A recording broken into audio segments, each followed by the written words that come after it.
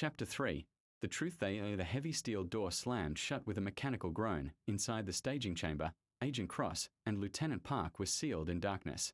The only light came from the faint glow of the ID tag in Park's hand, Meissner. Subject 04, Cross muttered, the name echoing off the cold walls. Park's voice was low.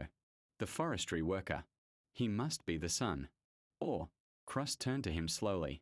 Or the experiment continued through bloodlines. Before Park could respond, the overhead speaker crackled again.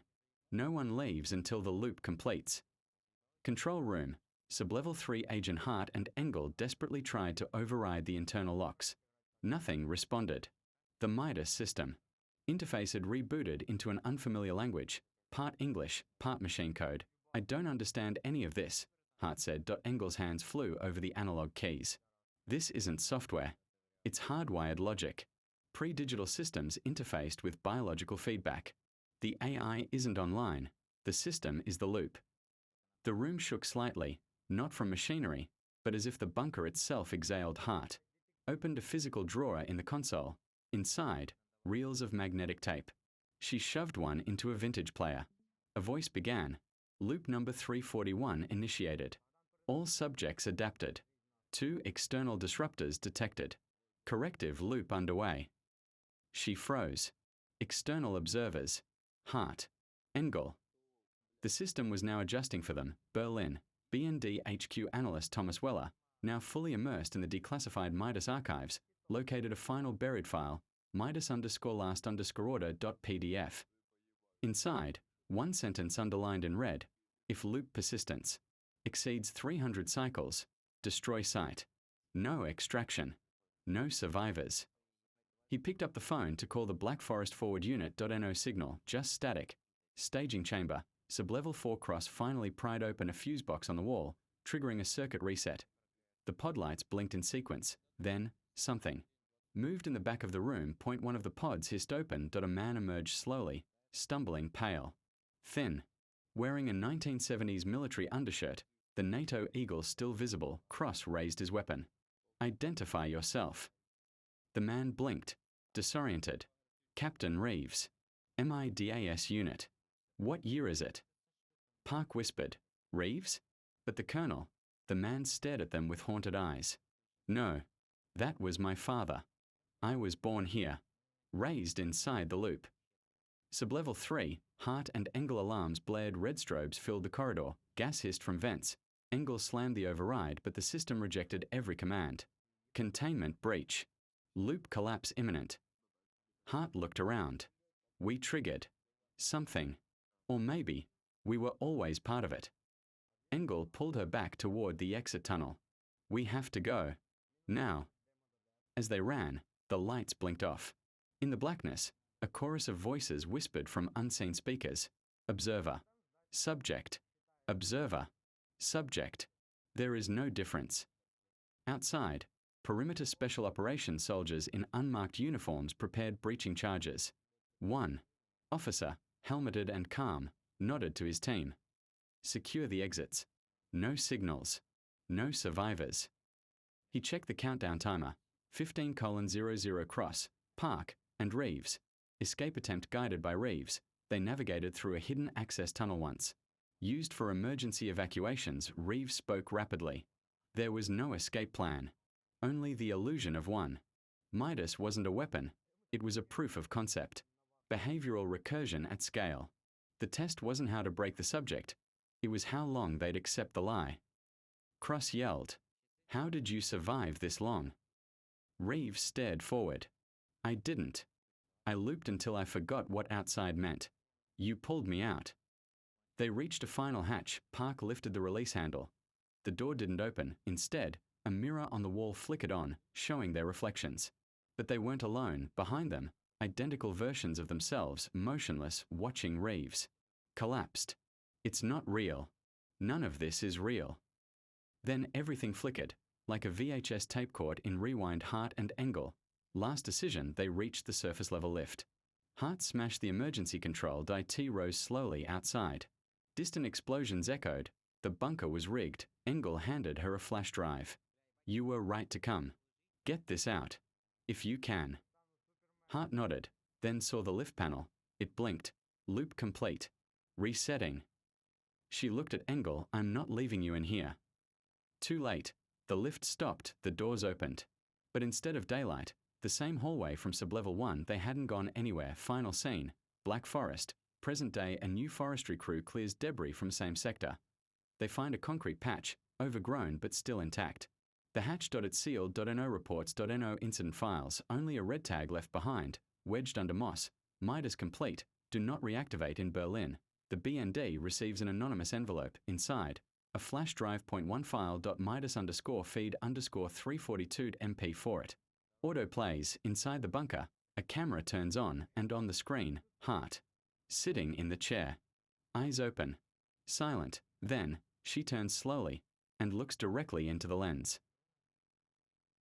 Chapter TWO. The loop that never brokered pulses lit the walls like a slow, beating heart. Agent Lena Hart pressed her back against the corridor, breathing shallow, trying to calm the static crawling over her skin. Marcus Engel stood across from her, his sidearm drawn, knuckles white. Where are the others? He whispered. No answer. The radios were dead. Again, only the rhythmic flicker of the red emergency lights and the sound of distant, deliberate footsteps filled the silence. Hart motioned forward. They moved slowly, turning the next corner of the bunker. And there, painted above a sealed bulkhead door in stenciled black letters, Sublevel 3, Neural Stimulation Module. Wasn't this project shut down before human testing? Engel asked. Hart stepped closer. That's what they wanted us to believe. Comms room. Level 1 Cross and Lieutenant Park stared at the now glitching screen. The Midas_74.log had ended, but a second file auto-launched without prompt.it was a log. Feed. Lines of data rapidly scrolling. Subject 04, pattern recognition, recursion active loop count, 338 deviation detected, external observer triggered. What does that mean? Park asked. Cross stood up slowly. I think the system knows we are here. Then, the lights cut out. Full blackout. Berlin. BND Intelligence HQ. While the team explored the bunker, BND analyst Thomas Weller was pulling archive footage from declassified Cold War logs. They matched the insignia from Meissner's drone photo with a long-forgotten NATO directive from 1971. Project Midas. Classified Directive 141C under it, a reference to synthetic trauma induction. A process to implant controlled psychological responses in enemy assets, without them knowing they had been compromised. But in a 1974 memo, Weller found something more chilling. Midas protocols showed recursive side effects. Subjects entered hallucinated loops and could not distinguish between past, present, or observation states. System was partially shut down. Site sealed. But partially was the key word. Not destroyed, not erased, sealed. Back in the bunker, Sublevel 3 Hart forced open the sealed bulkhead. Inside was a circular chamber. An old experimental testing room, padded walls, observation window. Shattered, and in the center, a single steel chair bolted to the floor. Above it, a cluster of cables and red-lensed lights. Engel stepped in carefully. This looks like sensory modulation equipment. Early prototype. Probably light-based memory disruption. But this text from the 70s. He stopped. There were footprints in the dust, fresh and on the wall. A new message, written in red ink. You've been here before.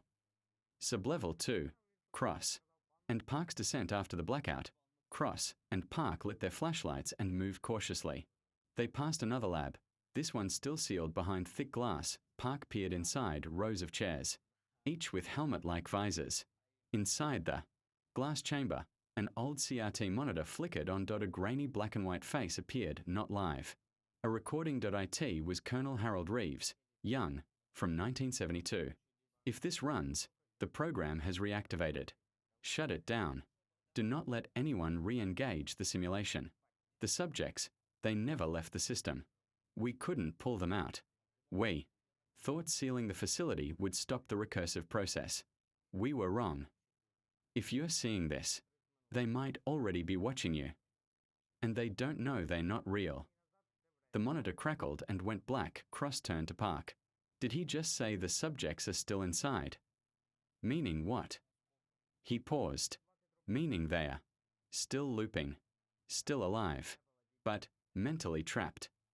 Black Forest. Outside perimeter. Kurt Meissner hadn't been seen in 36 hours. After reporting the hatch and drone data, he vanished. No trace. No phone activity.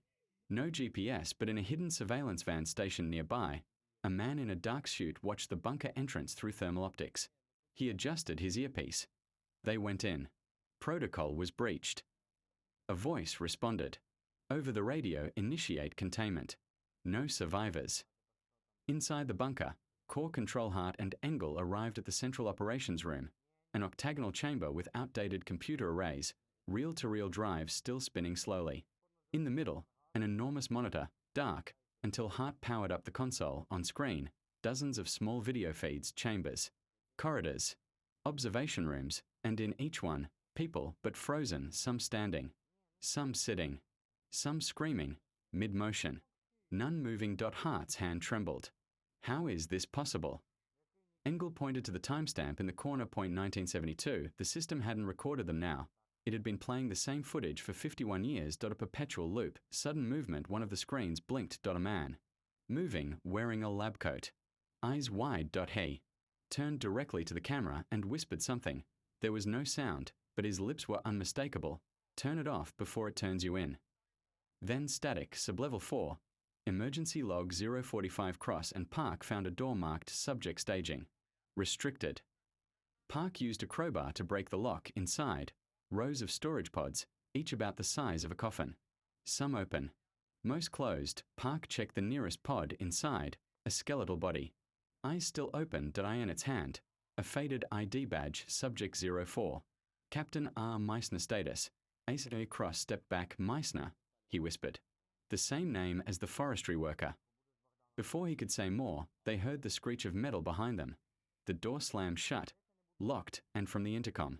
The speakers came to life. A familiar voice. Welcome back to the experiment. Before we step into this forgotten military operation buried beneath layers of Cold War deception, don't forget to subscribe to Buried Truth. We uncover what governments failed to erase. Germany, 2023. The mist hung low over the Black Forest. Like a curtain drawn across memory. Dense, ancient trees swallowed all sound, all movement, except for the low growl of a chainsaw and the steady crack of falling timber. Kurt Meissner, 38, forestry contractor, wasn't supposed to be there. His map and orders clearly marked Sector 12 as restricted.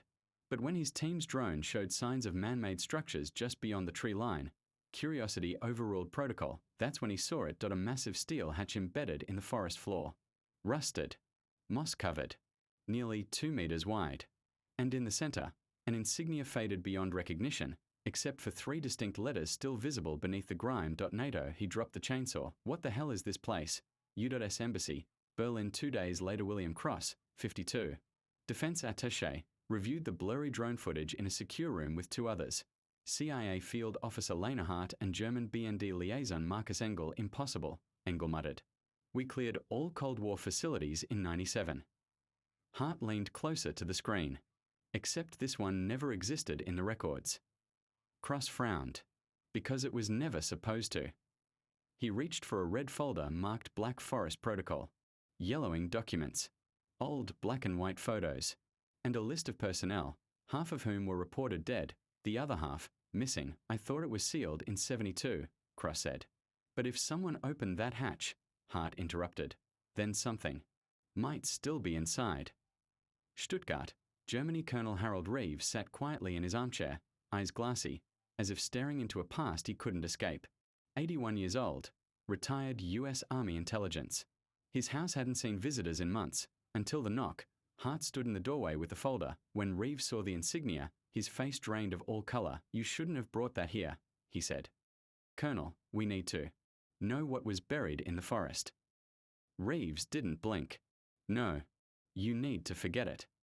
Flashback, Black Forest, 1972. Snow fell quietly as Reeves, then a young captain, led a convoy through the winding roads of southern Germany. Inside 2 of the trucks, equipment crates marked BIOV PSY OPS, classified. At the site, armed, guards stood watch over a concrete slab that would later become the hatch Meissner discovered. A mobile laboratory, underground, self-contained, and disconnected from all global communication. Mission name, Project Midas. Objective, behavioral, disruption in hostile populations. Official story, weather monitoring. Unofficially, they were testing weaponized psychological influence using signal-based neuromodulation. brainwaves, frequency, human control through perception distortion, and the trials didn't go as planned. Present day, Black Forest Cross authorized a joint inspection team, CIA, Bundeswehr, and NATO Legacy Command. They arrived at dawn, cutting through undergrowth until they reached the hatch. Ground-penetrating radar showed a full structure beneath, 5 levels deep, still sealed, said one of the engineers. But barely. Hart stared at the steel. Let's open it. 3 hours later the hatch shrieked as it gave way, releasing a rush of stale, chemical air inside. Darkness. Dust. Silence. The walls bore labels in 3 languages, English, German, and French. The paint peeled, wires hung like vines, but the power grid was partially intact. Emergency lights flickered, revealing a metal hallway descending into the bunker. The inspection team split up. Hart and Engel moved down level 1. Cross and the NATO officer, Lieutenant Park, went to the comms room. Each corridor was like stepping back in time. Coffee mugs still sat on desks. Folders remained unopened. And in one observation room, a body, still seated, desiccated. Wearing a NATO lab coat, Hart whispered, "How did no one ever find this?" She leaned closer. On the wall behind the skeleton, someone had scrawled a message in German. They hear through light. Do not look directly at the red lamps. Engel paled. There were rumors in the 80s about a NATO experiment that could induce hallucinations through light frequency. It was banned. Hart checked the body's ID tag. Dr. Ansel Krauss. Status: deceased 1972. Cause: unknown. She turned to Engel. We are not alone down here. Comms room. Same time Lieutenant Park managed to restore one console. A buzzing sound kicked in. Then a file name blinked on the screen. Midas_74 Cross tapped the keyboard. A grainy video loaded. Dianit, a man in a lab coat, Krauss, stood before the camera, sweating, eyes darting. If you're seeing this, containment failed. The test subjects are experiencing extended loop hallucinations. They do not know they are in a simulation. If we shut it down, we risk permanent psychogenic breaks. He looked off screen. The system is adapting. It's learning from their minds. Then, static. Cross slammed the keyboard. We need to leave. But just then, the power surged. Red emergency lights kicked in. Down in level 2, Hart and Engel froze. The red lights cast long shadows, pulsing slowly, and then they heard footsteps, but their radios were dead, and their flashlights began to flicker, in sync with the pulses.